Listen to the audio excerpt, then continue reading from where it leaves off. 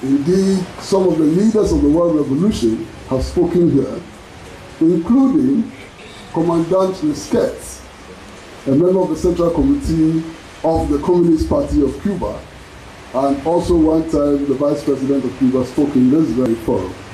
So in spite of the size, this is a forum where things happen. And this is a forum where we express our solidarity with all oppressed people all over the world fighting against imperialism and struggling in order to build a new world in which bombs will be banished and food will be produced for the starving masses of our world. First of all, on behalf of the Socialist Forum of Ghana, I'd like to welcome very, very distinguished personalities who have come here tonight to show solidarity with our comrades from Venezuela. And I'd like to recognize first Ambassador Ibrahim Omar, former Ambassador of Palestine to Ghana, who is here present with us. Long-standing friend of the Freedom Center. I'd like to recognize also Ambassador Amu Godfrey, who was Ghana's ambassador to Cuba at a very, very critical time in our history. And then, of course, there is the ambassador of Algeria, the Revolutionary Republic of Algeria. You know, many times when you go to functions and so on, we are talking about African liberation and so on, and say, oh, the colonial struggle is over, and so on. It is not over yet. The Sahrawi Arab Democratic Republic remains a colonized territory which must resist Moroccan occupation with all the force that we can command, and they deserve our solidarity. The ambassador of the Sahrawi Arab Democratic Republic is here with us. Now, of course, many people also forget that the Indian Ocean Islands, several of them are also not free yet. They are under colonial occupation. So Nkrumah's injunction that the independence of Ghana is meaningless unless it is linked to the total liberation of Africa has not been fully realized yet. And we have a commitment to ensure that we do realize that objective. Of course, also with us is the acting Cuban ambassador to Ghana, who is also here present with us. And then there is a very, very special friend of this center, a very special friend of Ghana, the ambassador of Palestine, of the state of Palestine. And Palestine happens to be in a very peculiar situation. Indeed, those of us who participated in the struggle against apartheid must be embarrassed that the Palestinian situation continues to persist. What difference is there between the Palestinian situation and the apartheid that we fought so violently to defeat? And why are we so quiet about Palestine and so on? Palestine deserves our solidarity too. Then there is Her Excellency, I believe the ambassador of Brazil, I suppose. Acting ambassador of Angola. She's also here with us. Acting ambassador of Angola. Round of applause for her. And then the rest of us are here. I can also recognize, they call him Honorable, but when he comes here, he's just Samuel Okujato Ablakwa. He's the ranking member of the Parliamentary Committee on Foreign Affairs. He's also here with us. And there's a very special delegation here.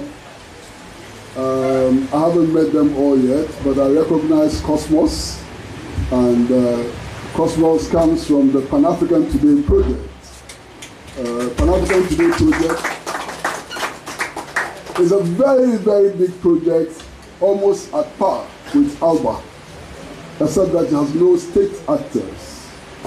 And the Pan-African Today project is doing many things, including political education continent-wide. It is mobilizing left forces across Africa in order to make a strong presence in African politics as well. And as we do know, we all recently launched the Socialist Party of Zambia. And we know what happened in Zambia when the Socialist Party of Zambia was launched. Indeed, Pan-African Television sent cameramen and journalists. They were arrested at the Lusaka airport and put on the next plane back to Accra simply because they were going to cover the Socialist Party of Zambia. The Cuban ambassador there, who had served in Accra, Nelson, was declared persona non grata and driven out of Zambia. And so we would like to assure the Zambian authorities that no matter what they do, nobody can stop the victory of the struggle of the oppressed masses of Africa. Nobody can stop that. Indeed, attempting to stop that struggle, its victory, is like blocking the rays of the sun with your palm. It is foolishness. It cannot happen. And we will be victorious, not just in the Zambia, but across Africa. And we will establish the United States of Africa, no matter what they do and no matter what they say. We will. It is my very, very distinguished privilege to call to the microphone His Excellency Jorge Arreaza, who will tell us about the current situation in Venezuela. And after he has finished speaking, all of us will be free to pose questions and to make statements and comments. His Excellency, please welcome to the podium.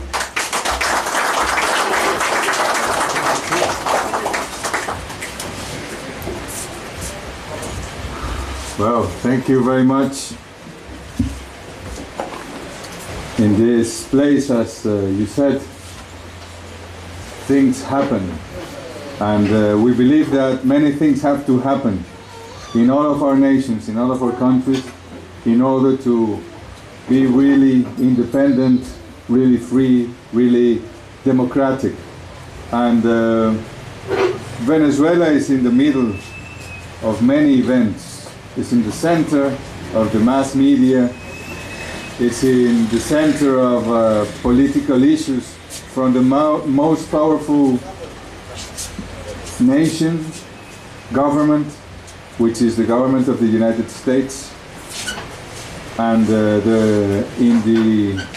also we are in the center of politics in Latin America and in the world. But why is this happening? It's been 19 years since the people of Venezuela took power with Comandante Hugo Chavez. Before that, we were becoming a new colony of the United States. I believe that if the revolution hadn't taken power, then today we could easily be the 51st of oil, of petroleum in the world. We have gas, we have gold, we have diamond, we have silver, copper, we have iron, we have a lot of natural resources, water, and the government of the United States, not the people, the elite, the industrial military complex that rules in the United States has always wanted to have control of Venezuela because of the wealth that we have in our land and under it. And they did, in fact, had control until 1999. It was not only a man, it was not only Hugo Chavez who began to rule in Venezuela. It was the people. It was the humble, the poor.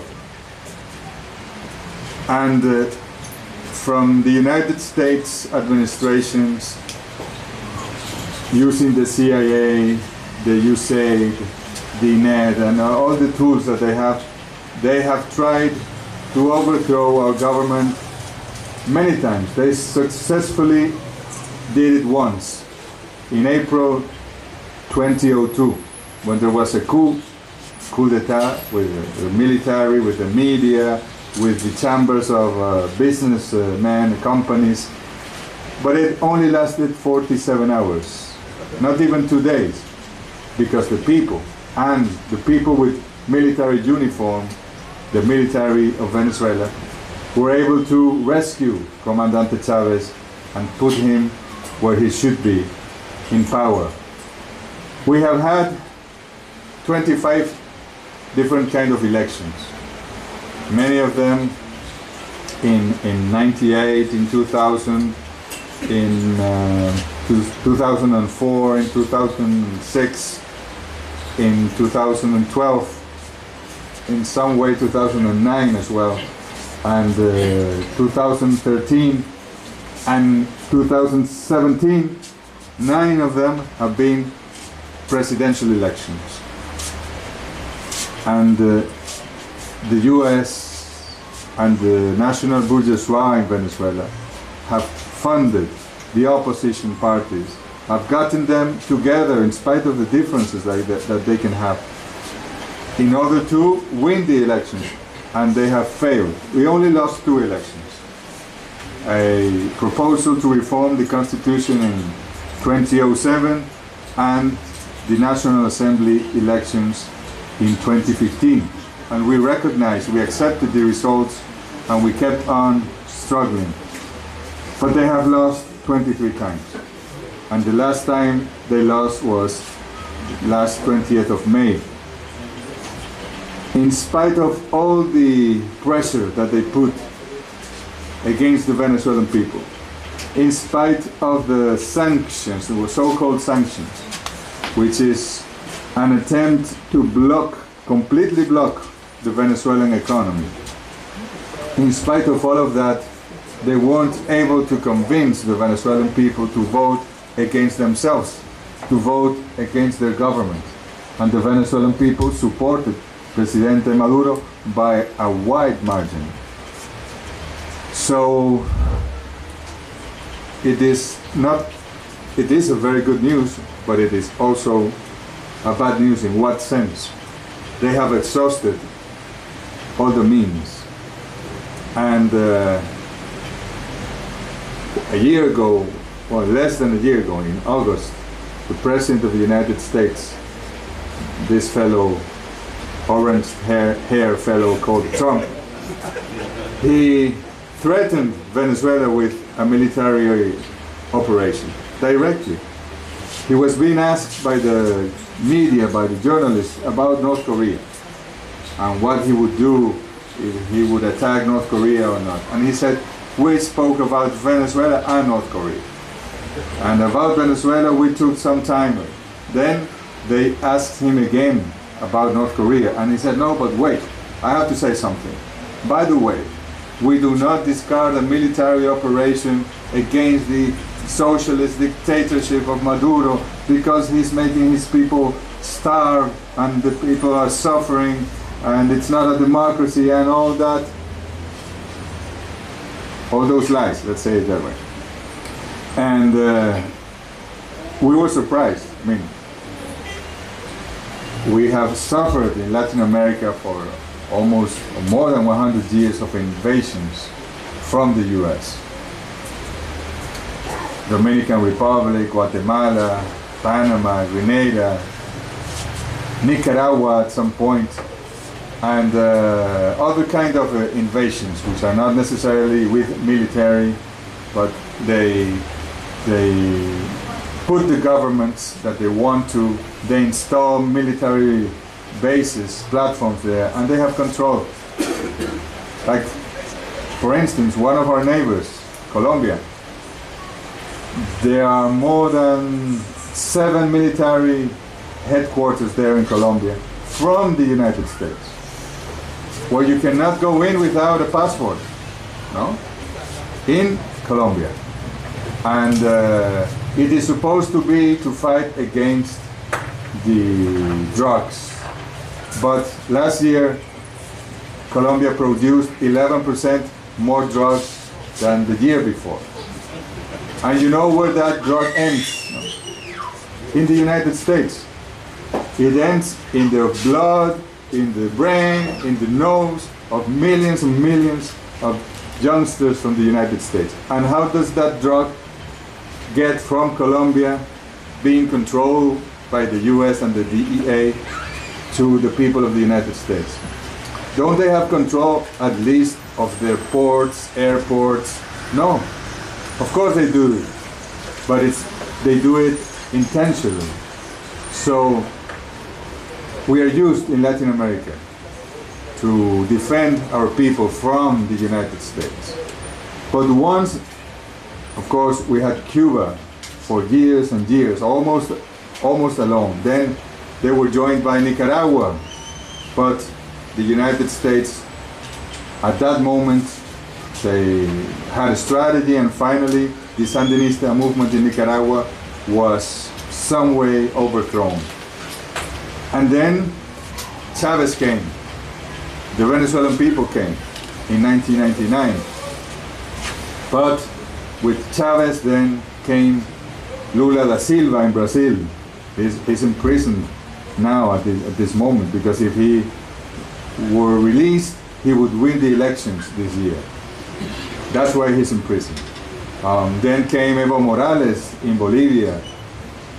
The Sandinistas won again in Nicaragua, El Salvador, Ecuador. So Argentina, the political map of Latin America moved towards the left. Some of them were revolutions, some of them were socialist, some of them were progressive. But all of them minded about their people, and not about the money, and not about the orders of the United States. So Chavez was a threat, because he was the leader of this political change in Latin America. And the Bolivarian Revolution is a threat. It's not a threat in the way that they have established it in an executive order from President Obama, where they say that Venezuela is an unusual and extraordinary threat against the national security of the United States. We don't have missiles, we don't have arsenal, nuclear power like North Korea, Kim Jong-un, etc. We are no threat from that point of view, but we are a threat to their ideology, to their system, to their control over the Latin American countries. So that's why all these attempts, when our commander passed away in 2013, the US advisors thought that that was the time to get rid of the Bolivarian Revolution, because President Maduro was not Chavez. No, he was new in business and as a president. He didn't have the leadership that Chavez had, not only in Venezuela, but all over the world. They thought it was going to be easy, but it wasn't. They have failed once and again, and they will keep on failing, because our people have consciousness. Our people are free. Our people are independent, and that is why our people voted for Maduro last elections. So, do we have problems, trouble in Venezuela? Of course we have, like any other country in the world. But our economy is not in a good shape at the moment. There is a very serious problem with inflation, which is in part, in the majority of the inflation is caused by all these political attacks against Venezuela, by the sanctions against Venezuela. It is also product of attacks to our currency, against our currency. And what President Maduro is doing now is focusing on the economy. We are working with Russia, with China, with Turkey, with India, with some countries of Latin America and the Caribbean. That's why we're here. Well, not only because but we really believe that the integration between Africa and Latin America and the Caribbean is the future of the world. 85% or more of the natural resources that humanity needs to survive, to prevail, are here in Africa, Latin America, and the Caribbean. And if we had control, political control, economic control of those resources, many things would change for better in the world. So that is for the next years to come. but we want to work. We come from South Africa. We were in Mozambique 4 or 5 days ago. In February, we visited Nigeria, Angola, Equatorial Guinea, the Republic of Congo, the Democratic Republic of Congo, Ethiopia, Egypt. It's the first time that a minister of the Bolivarian Republic of Venezuela has visited 10 African countries in what, 6 months? Less, 5 months. And I still have pending, how many? 45 countries.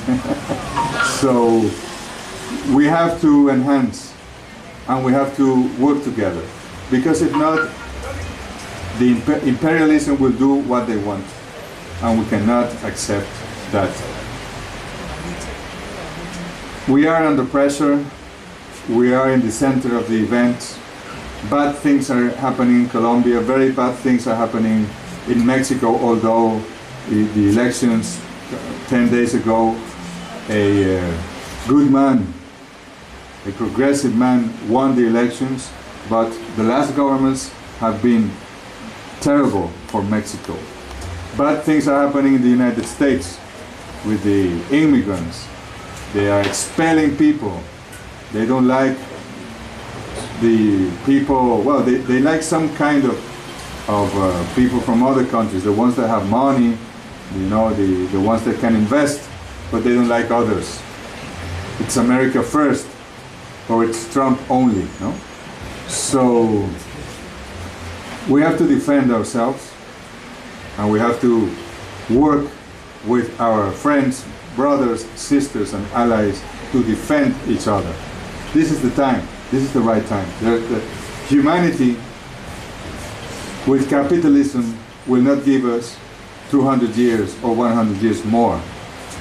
If capitalism prevails, if we don't change the world today, in the next decades, then our grandchildren will have no food, will have no water, will have no energy, and probably not even oxygen.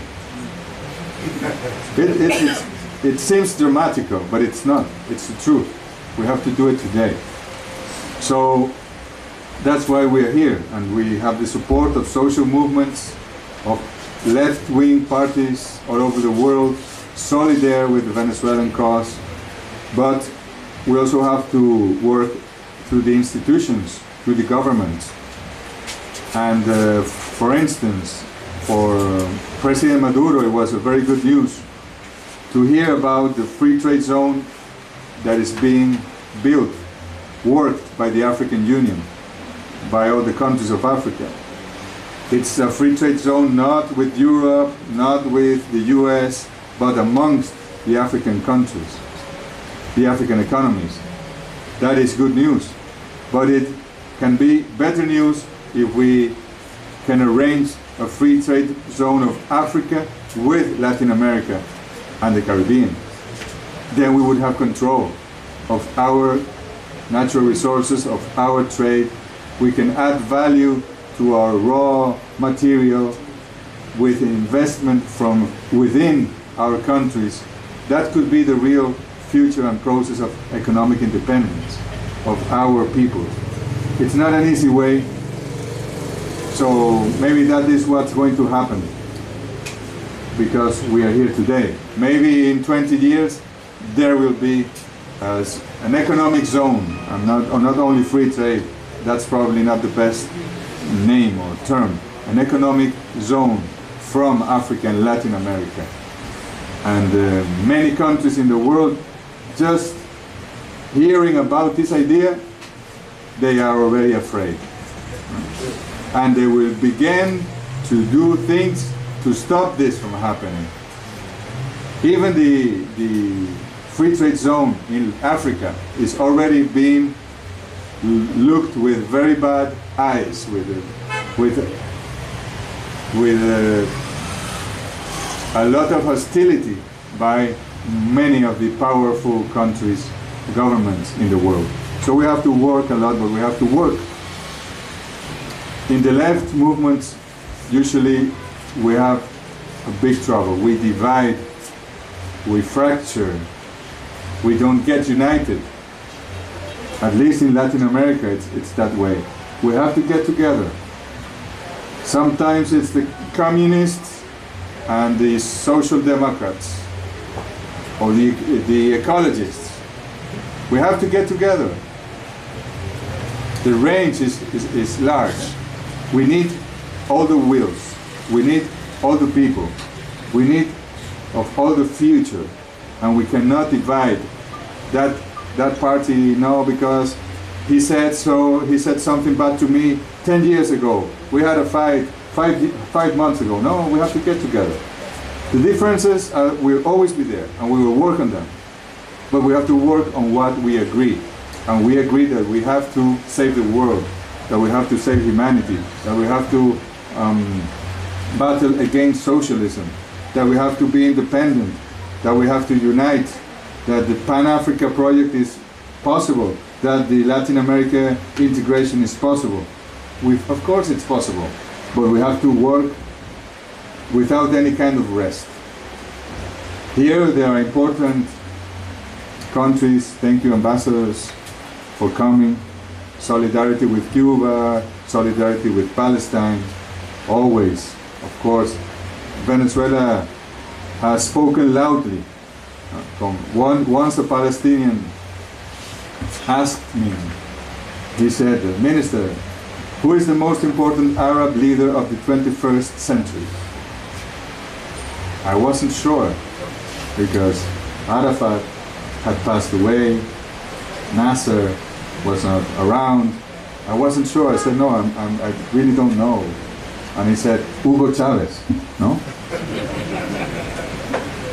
And that is what Chavez did, is that he had connection not only with his people, not only with the Latin American people, but with the peoples.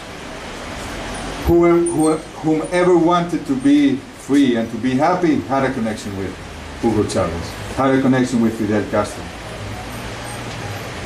And the Pan-African project of all those great African leaders, such as Kwame Nkrumah, is still alive. It has to happen. It has to be the future, not the past, but the future of the African nations. Many powers will try to avoid that from happening, will resist, but that is our challenge. That is your challenge. You have to make it in spite of all the resistance of the world.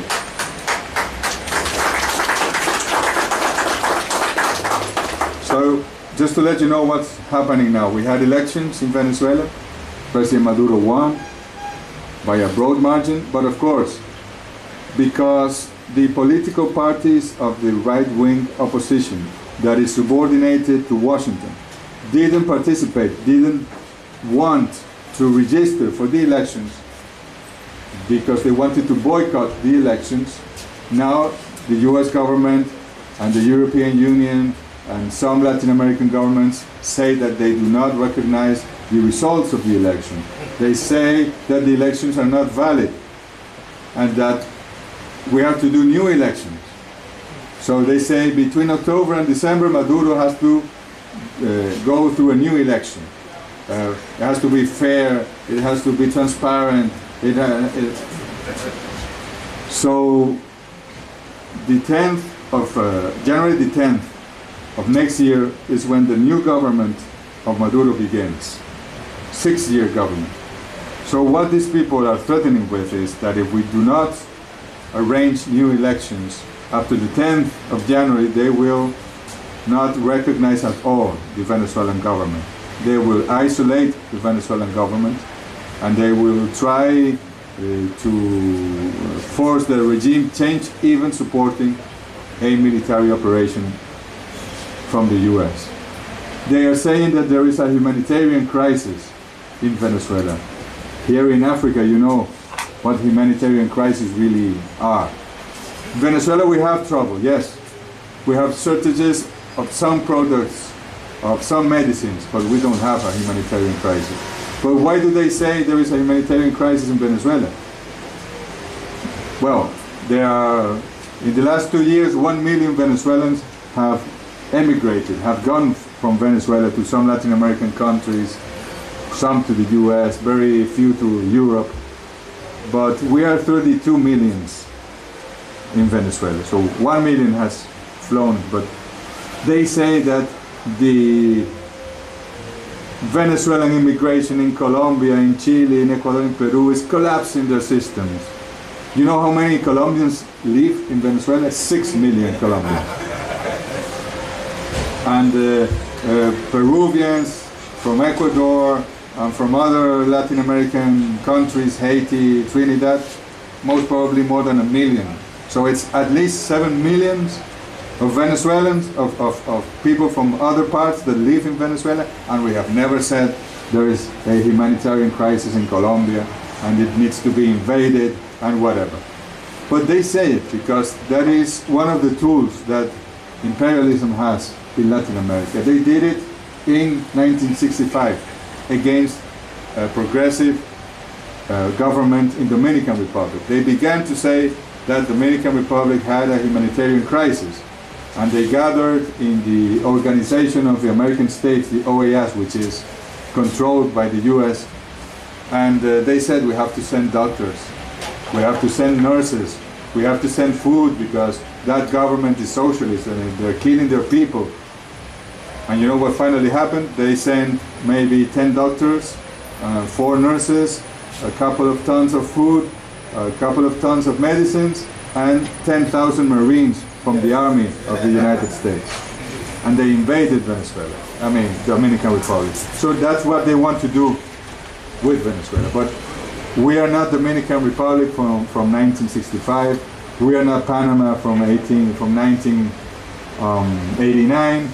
We are Venezuela in Bolivarian Revolution. We know how to defend ourselves. If they failed in Vietnam, they will most probably fail not only in Venezuela. Many parts of Latin America will burn if Venezuela is invaded and will join the Venezuelan struggle. So it's not so easy. It's not so easy for them. If it is our oil what they want, we know what to do to stop them from getting 1 drop of oil of Venezuelan oil. Of course, that's not good. We don't want that to happen. It would be a catastrophe for our people, for our economy. But if it were to happen, we know how to defend ourselves.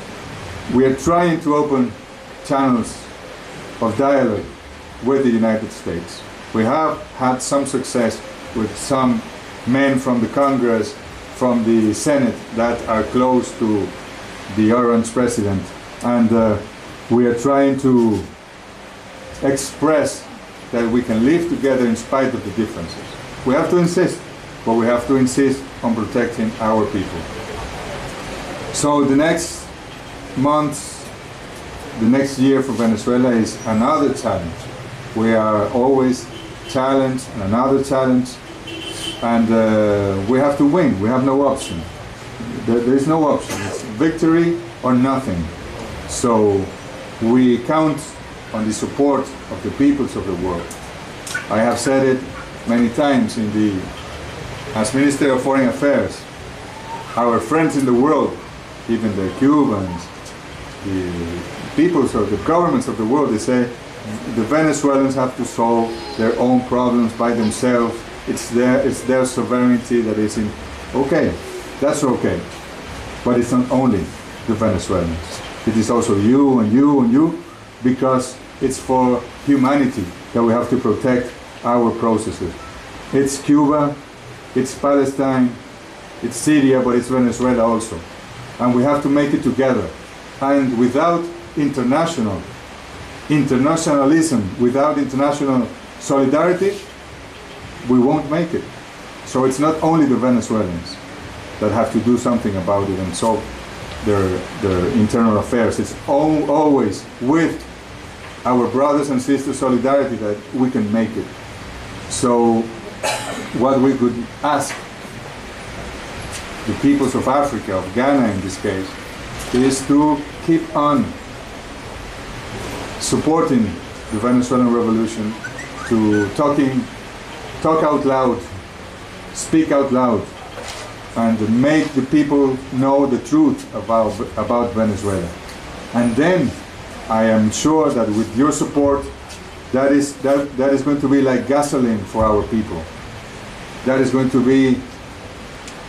to foster our will, and we will make it, I am sure. But don't leave Venezuela alone. It is very important.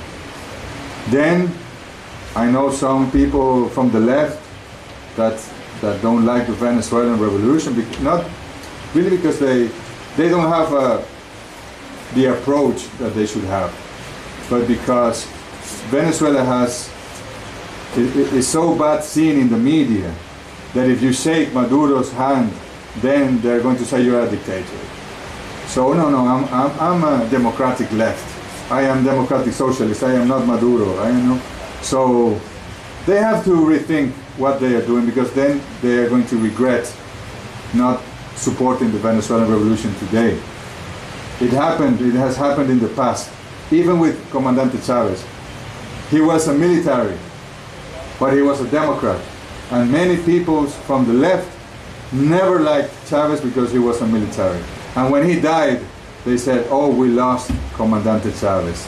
We miss Comandante Chavez. We need the leadership of Comandante Chavez.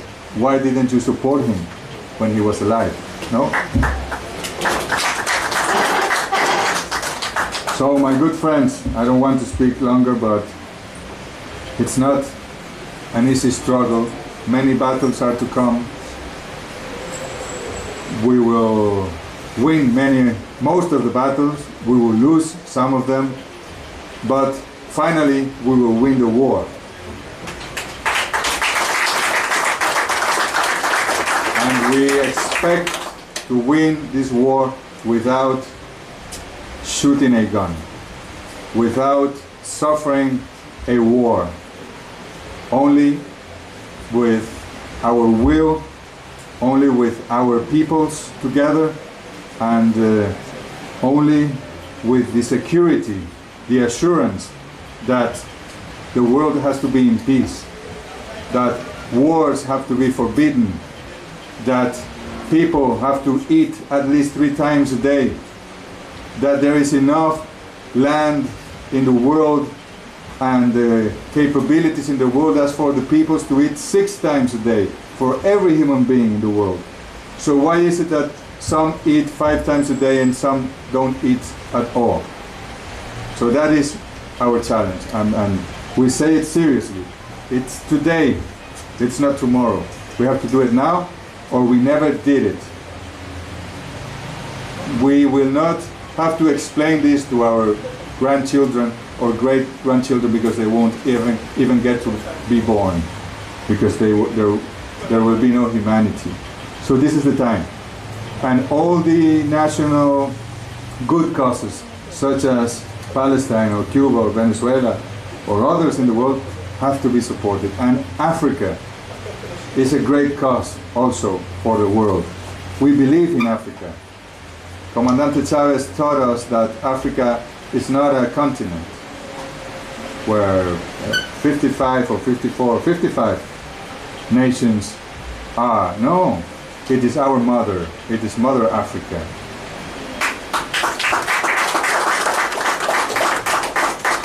Me, myself, you can see the color of my skin, but there's African blood here as well. All the Venezuelans have African blood. It is a fact. It is a fact. I remember the mother of my grandmother, she was black, and the father of one of my grandfathers, I've seen his pictures, and he was Indian indigenous. So we are a blend, we are a mixture of cultures. But African blood is all over in Venezuela, and the culture. And we are very proud of having African heritage in Venezuela. So we're here to help Africa as well, with our resources, be them many or not so many. We're here to help Africa as well. So thank you very much for supporting Venezuela. We count on you, and you can count on us. Muchas gracias.